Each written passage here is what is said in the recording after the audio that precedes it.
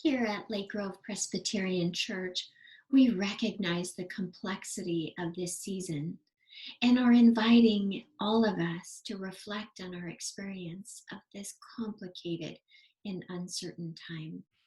Hi, Lillian. Pastor Susan here. Of course, it's nice to see you, but all of you joining us, Pastor Susan and Pastor Lillian here, just in our continual pursuit of naming what it is like to walk through the days we're walking through right now. Lillian, you have brought us something for today. Dive in. Mm-hmm. Yeah, I think it comes down to, and I'm trying to name it be very precise, and I am finding it hard to do that. So I thought if I'm having a hard time doing that, then likely others are also feeling struggling to name this. And here, let me describe the situation. Well, when the restrictions lifted, many people's calendars filled up with family reunions, going to see the grandkids. I've heard so many lovely stories of grandparents being able to hug their grandkids and how precious that was. Even getting together with your friends at a coffee shop, that was something that we all missed doing, and we could do that. And so we did. But then there are all these peripheral relationships, like our coworkers or acquaintances, probably even fellow churchgoers. And, we've been separated for so long, and now we're kind of seeing each other once again and interacting. And some of those interactions are uncomfortable. Some of them are awkward. Others of them are just annoying. That's yes. And I was thinking about that and reflecting, well, of course it would be that way, because during the shutdown or the lockdown, whichever word you want to use, we had to stay home. We became self-reliant and insulated. And even though we're created in the image of God to be made for community, we had to find that community kind of in the confines of our home. And now we're back. Right. And how do we reconnect with people in our peripheral? Right. I hear you asking and naming this reality of trying to rebuild community. And what's that like? We're all redrawing lines because the community got really small. Yeah. Now connecting some dots a little further out and how we're going about making that. Yeah. Yes, thank you. I think that's exactly it. How are we redrawing or recreating our community? Yeah. And how that's awkward. It's going to take moments where we just flat out say, this is weird, or I don't know how to have a conversation with someone, with an acquaintance again. Right. And so it led me to a scripture passage in Jeremiah 29. And during the time, the Israelites are in Babylon. It's the Babylonian exile. And so the Israelites, they are longing for home, for Jerusalem. They're longing for, what once was. Yeah. And it is a time of deep disruption. And then God speaks to them. And I'm looking at Jeremiah chapter 29, verses 4-7. So I'm going to read that passage and just highlight two main things God is telling us. Jeremiah 29, verse 4 says, "This is what the Lord Almighty, the God of Israel, says to all those I carried into exile from Jerusalem to Babylon. Build houses and settle down.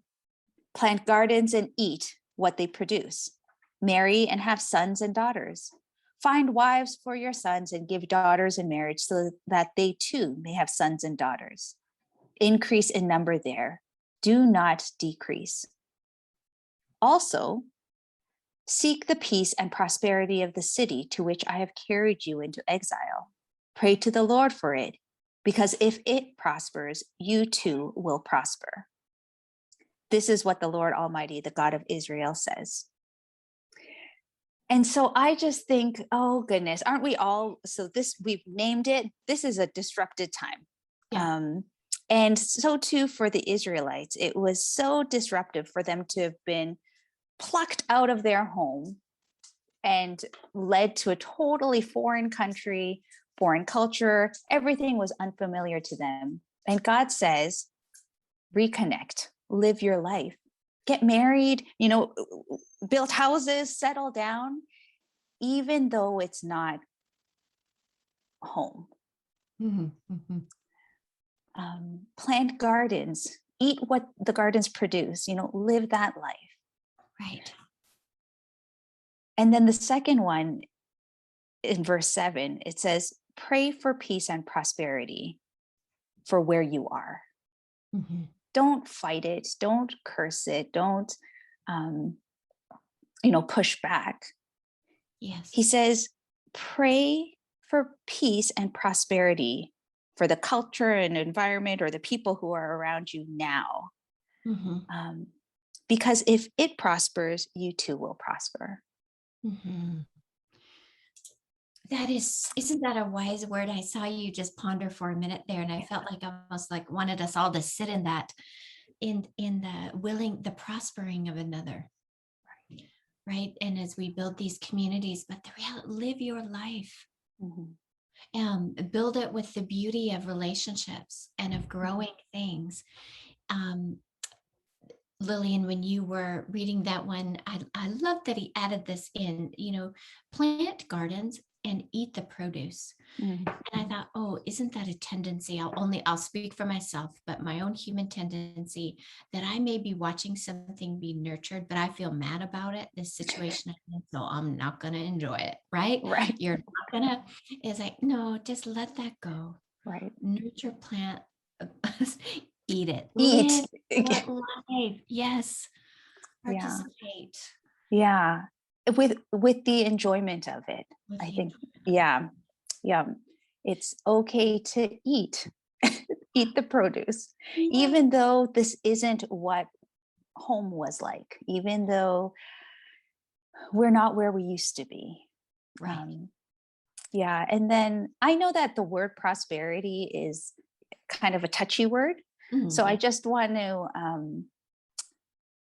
take a moment and pause there. I think here in this passage, it's not prosperity, so gaining for your own favor or your own wealth.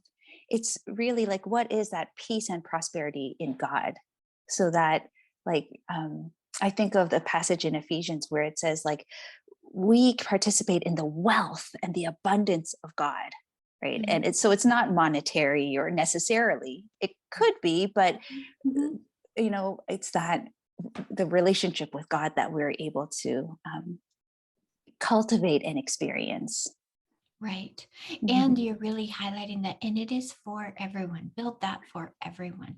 We don't participate to consume, to get to. We're for everyone. And if there was ever a time to look at how can we will the good, act for the good, nourish the good of everyone around us, I think this would be a good one. There's so many forces that are wanting to pull us apart. And here God is inviting us clearly. Go into community, into flourishing, reconnect. Yeah. And then pray to the Lord for peace and prosperity, right?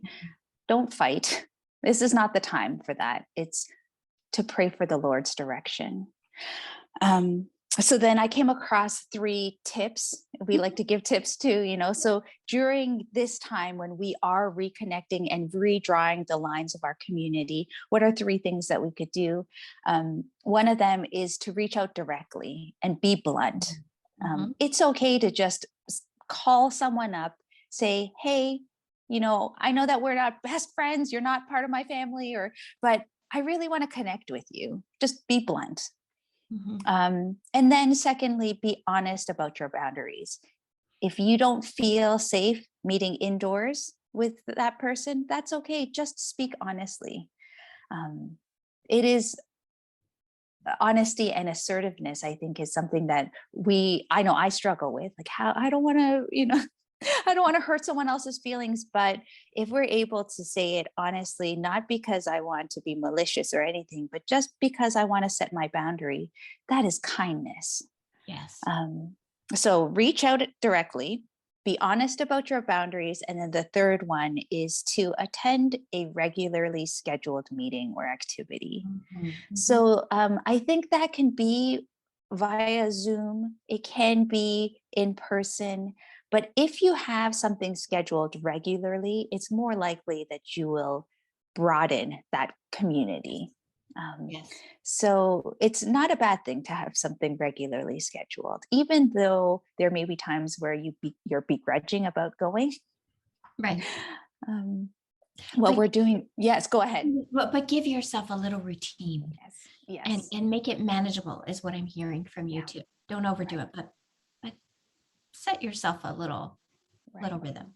Right. And I think especially I'm going to speak on behalf of all of the introverts like me who during this time really felt like this is actually wonderful. Like I don't have to interact with too many people.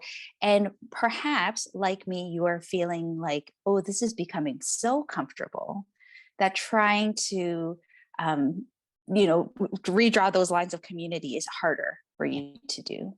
Yeah. Set a routine. That is helpful, I think. Oh, really helpful. Thank you, Lillian. I appreciate just the clarity of this.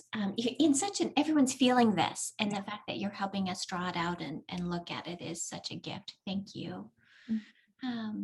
And so all of you joining us and listening and in this conversation, we are praying for all of you. And as you reconnect and redraw those lines and just fully live where you are. Blessing to you.